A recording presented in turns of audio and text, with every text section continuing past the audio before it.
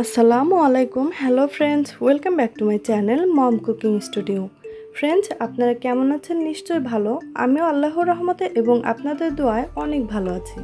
Friends, আজকে আমি খুবই সাধারণ এবং ঝটপট একটি রেসিপি নিয়ে আসছি, কিন্তু খেতে অসম্ভব মজা, সেটা আপনারা অবশ্যই জানেন।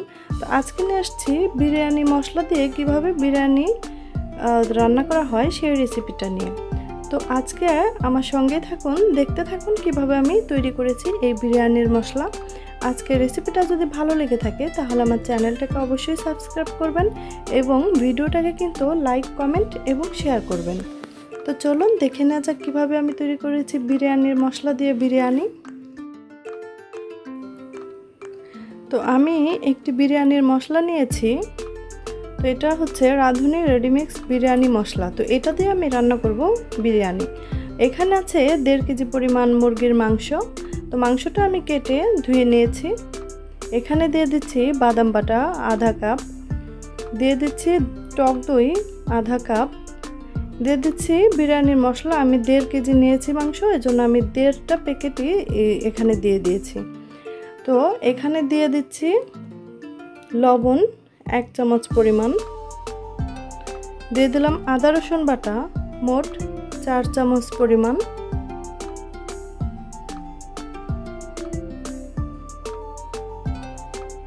তো এবার আমি এই মশলাগুলো একসঙ্গে মাংসটার সাথে মিশিয়ে নেব, ম্যারিনেট করে নেব ভালোভাবে। তো ম্যারিনেট করা হয়ে গেছে, এবার আমি 10 মিনিটের জন্য রেখে দেব। তো 10 মিনিট পর আমি একটি প্যানে দিয়ে দিচ্ছি তেল, পরিমাণ মতো তেল দিয়ে দিচ্ছি। এবার দিয়ে দিলাম পেঁয়াজ, 1 কাপ পরিমাণ পেঁয়াজ দিয়ে দিলাম। পেঁয়াজটাকে আমি ভালোভাবে এখন একটু ভেজে নেব, বাদামি কালার করে নেব। তো ব্রাউন কালার হয়ে গেছে, এখন আমি সেই ম্যারিনেট করা মাংসটা দিয়ে দিচ্ছি।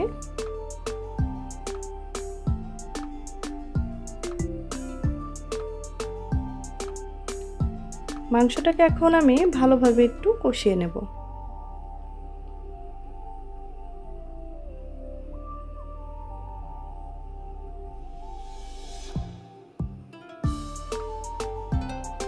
আমি কিন্তু মাংসতে কোনো পানি অ্যাড করিনি।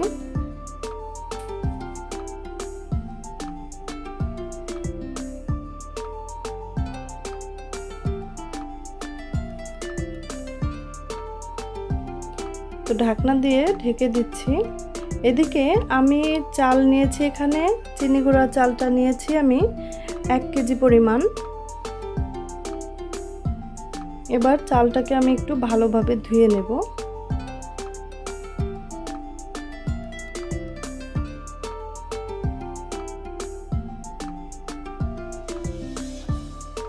চালটাকে আমি ভালোভাবে ধুয়ে ঝরিয়ে নেব। তো চালটা আমি ধুয়ে ঝরিয়ে নিয়েছি, একটুও কিন্তু পানি নেই চালের ভেতরে। এবার আমার মাংসটা কষানো হয়ে গেছে, দেখতে পাচ্ছেন উপরে তেল চলে আসছে।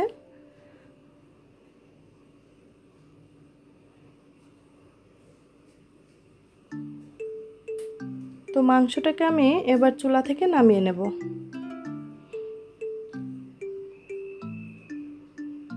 এবার অন্য একটি প্যানে আমি দিয়ে দিচ্ছি পরিমাণ মতো তেল। এখানে কিছু ফোড়ন দেওয়ার জন্য মশলা নিয়েছি, তেজপাতা, এলাচ, দারচিনি, লবঙ্গ। তো এগুলো আমি দিয়ে দিচ্ছি। তো ফোড়নের মশলাগুলো আমি কিছুক্ষণ ভেজে নেব। একটি সুন্দর ঘ্রাণ চলে আসলে দিয়ে দিব এখানে পেঁয়াজ কুচি। তো এবার আমি পেঁয়াজ কুচিটা দিয়ে দিলাম। পেঁয়াজটাকে হালকা একটু ভেজে নেব, খুব বেশি ভাজার প্রয়োজন নেই।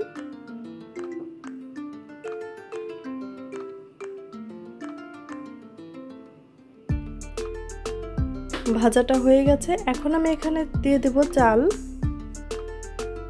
চেষ্টা করবেন চালটা অনেকক্ষণ ভিজিয়ে রাখার জন্য, প্রায় 20 মিনিটের মতো ভিজিয়ে তারপর আমি ধুয়ে ঝরা দিয়ে রেখেছিলাম। এতে করে পোলাওটা কিন্তু খুবই ঝরঝরা হয়। তো এবার আমি ভালোভাবে একটু কষিয়ে নেব। কষিয়ে নেওয়া হয়ে গেছে, দেখতে পাচ্ছেন যখন একটু শন শন শব্দ হবে তখন বুঝতে পারবেন যে ভালোভাবে একটু কষানো হয়ে গেছে। এবার আমি এখানে পরিমাণ মতো পানি দিয়ে দিচ্ছি। যে কাপ দিয়ে আপনারা চাল মেপে নেবেন সেই কাপ দিয়েই পানিটা মেপে নেবেন। আমি এখানে 1 কাপ পরিমাণ পানি কম দিয়ে দিচ্ছি, কারণ আমি এখানে 1 কাপ দুধ অ্যাড করব।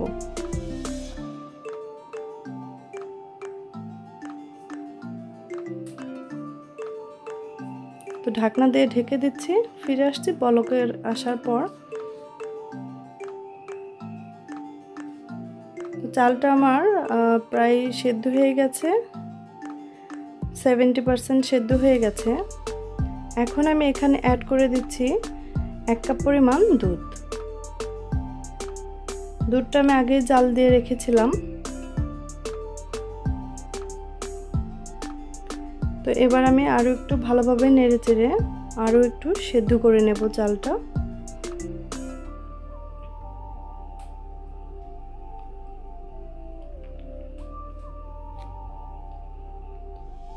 এবার ঢাকনা দিয়ে ঢেকে দিচ্ছি।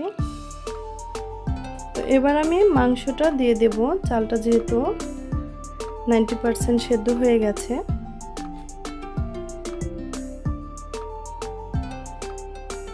এবার মাংসটা দিয়ে দিচ্ছি।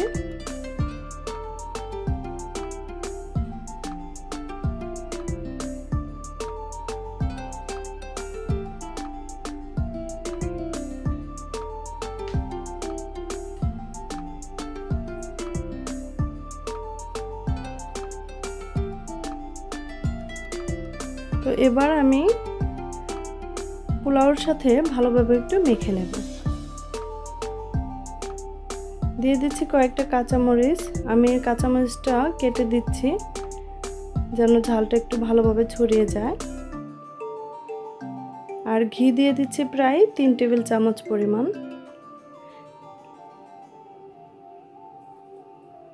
তো ঘিটা দেওয়ার পর ভালোভাবে একটু মেখে দিলাম। এবার দমে রাখবো আমি প্রায় 10 মিনিটের মতো।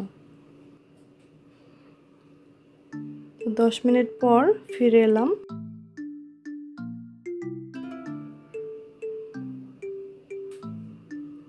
এবার একটু নেড়ে চেড়ে দিচ্ছি।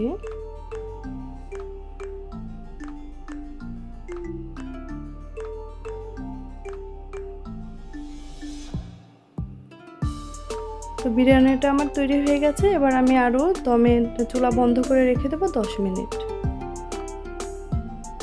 তো দেখুন ঝটপট তৈরি হয়ে গেল বিরিয়ানির মশলা দিয়ে বিরিয়ানি। আশা করি আজকের রেসিপিটা আপনাদের ভালো লেগেছে। আর যদি ভালো লেগে থাকে তাহলে আমার চ্যানেলটাকে অবশ্যই সাবস্ক্রাইব করবেন আর অবশ্যই একটি লাইক দিয়ে যাবেন। আজকের মতো এখানেই বিদায় নিচ্ছি। অন্য কোনো রেসিপি নিয়ে আবার আমি চলে আসবো আপনাদের মাঝে।